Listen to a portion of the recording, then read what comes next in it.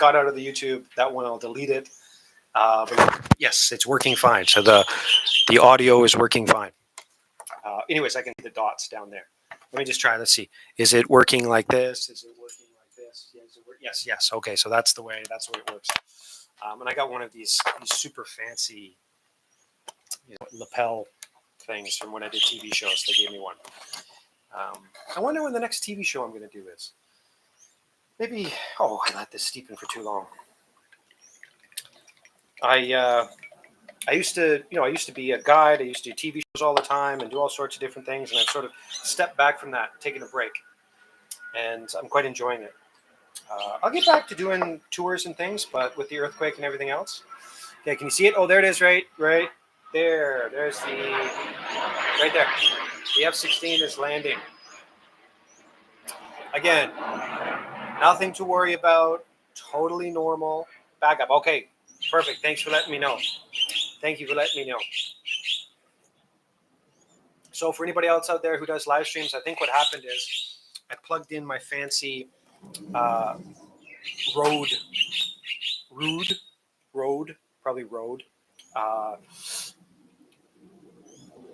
microphone, and then I unplugged it to see what would happen, and it completely fried all the sound for YouTube. So I just restarted it again. Anyways, any questions about snow-picked Ruby 18? Now, what's going to happen over this weekend and next week? Hopefully, I'll be phoning around and getting up into the mountains. I just heard from the Alishan Gaba, so they're picking right now. So Alishan is picking right now. I'm hoping, from everything that I've heard, it's great weather this year. So the teas that I have had that are fresh this year, stellar teas. And so I'm hoping that it works out really well this year. But any questions about any of this stuff, then just let me know. What I'm going to do now is we've been going for, about 30 minutes or so. Here's the real test. So here's the real test. Now, I don't know whether it sort of shows up, I guess a little bit, but wow. I'm going to have to be starting lives earlier because spring is here and I am sweating. I'm sweating here. So here's the real test. Now, why would you do this? If you're a teenager, you heard me talk about this before, but you do this to completely undress the tea in the sense of you stick it in hot water and you let it sit. And anything that's good and anything that's bad will come out and we get it all at the same time. It's very efficient, but it's not the best way to drink this tea, especially Asamoah teas and especially Ruby 18. This is not the way you should drink your tea. Should I just get a subscription, throw in $5,000 for the rest of the year? Well, you can see I'm sweating here. Too much responsibility for me. Too much responsibility, but truly too much responsibility. I would like you to see the descriptions and then choose as you go along.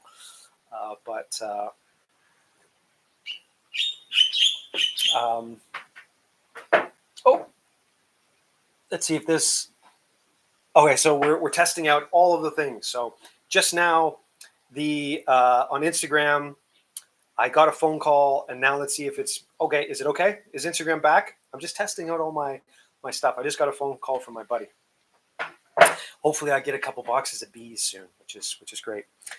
Want all of the teas. So the question is, if you had to harness the tea selection, what would 5 or 6 teas is good?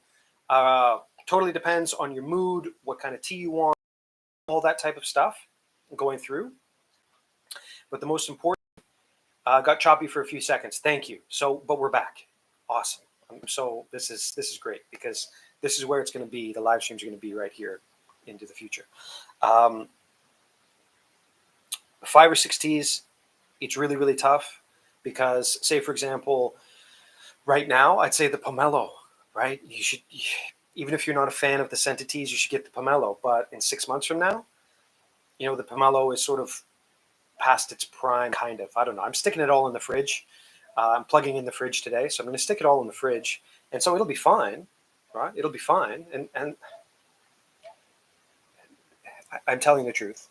I'm telling the truth. I'm just drinking tea outside in a Taiwanese early spring. Um,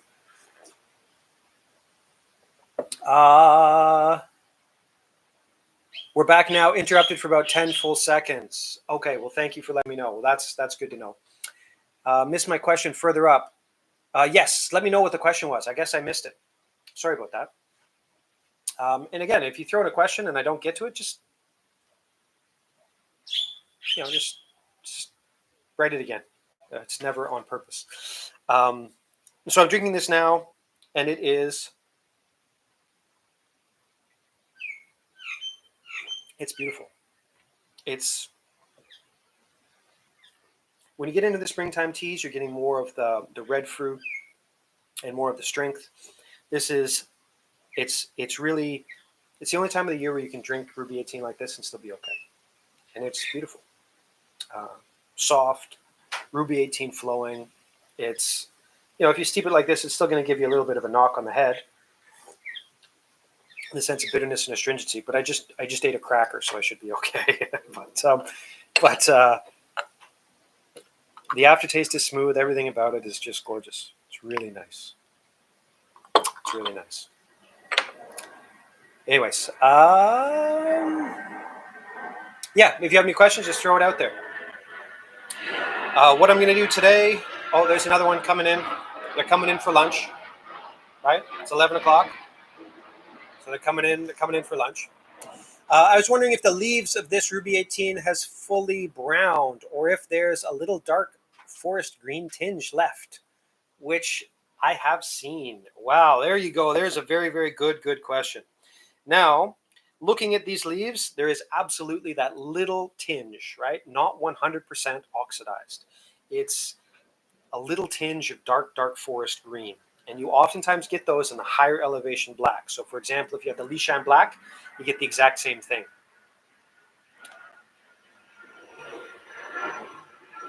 Here. Right there. F16. And so, absolutely this has the same thing, but nowhere near as much as the higher elevations. So when you're looking at a higher elevation tea, the summertime teas, like the high mountain blacks, whether it be Chilai or Lishan or one of the high mountain blacks, you do not get this consistency. This is still quite consistent, right? This is still quite consistent. It's quite good, quite nice, in the sense of color. But there is just a tinge, just a slight tinge, which you would never get, never, in the summertime teas. The summertime teas, he was going too fast. So the summertime teas absolutely do not have any variation in color. It's all uniform brown all the way through the teas. Okay, so the F16s are coming through. I think you guys can hear me okay, so it's no problem. But yes, a very good question. And like I said, I'm not going to call this snow-picked Ruby 18. Now I could, I could get all masturbatory and look at me, I'm so special, blah, blah, blah, blah, blah. He was going too fast too. That's basically the brakes when they make that noise, or too slow. Anyways, I don't know. I'm not a jet fighter pilot. I have no idea. Anyways, I could, set it aside and call it Snow Pick Ruby 18, blah, blah, blah, blah, blah. But it's not. It's not that different. It's not as unique as the higher elevation stuff when it comes to the snow-picked, cold weather, wintertime picked teas. But I am going to go get myself a towel. And I have learned my lesson about early lives, because I'm going to have to go chug some water. I have a question about the Golden Mutsa. The first steep, being its Jinshan, has great mouthfeel. The second, the robust flavor really comes through. Yes. Yeah. Um, yeah. Is there really a thing about waking up the leaves? That's a big question. Just so you know, on Instagram, I've got about 3% left on my battery. I should have planned it out better. But anyways, even if this cuts out, I'll give the answer. I'll finish it up. But this is the last answer. Is there really a thing about waking up the leaves? If you are brewing the tea Gong Fu style, absolutely 100% there is waking up the leaves. And the more tightly rolled the oolong is, the more expressive and fun it will be to do that. Right? So the more tightly rolled the leaves, the more beneficial it will be to wake up the leaves when you're brewing the oolongs. Because generally speaking, the first steep for oolongs, it's not that special. It doesn't taste that good. It just doesn't taste that good, right? Compared to the second steep. And then the third steep is when everything fully expresses itself. So waking up the tea leaves when you're doing Gong Fu style absolutely is something there. Waking up the tea leaves when you're doing a black tea or a white tea. White tea maybe a little bit more. Black tea, not so much.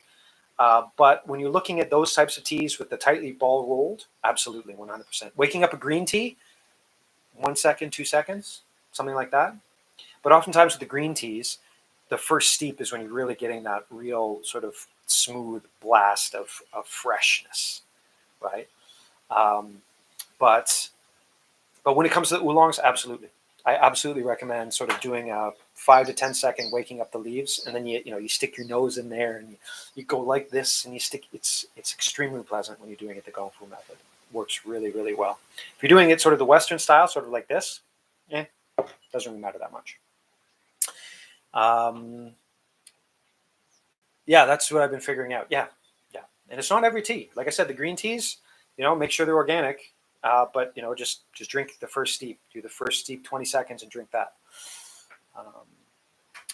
All the best. Take it easy. Okay. Well, thank you to you as well. I'm going to go and get on with the day. I got a couple orders that came in to pack. So thank you very much, everybody who supported us. Hopefully, I'm going to be adding a bunch of new teas in about 2 weeks, give or take 2 weeks.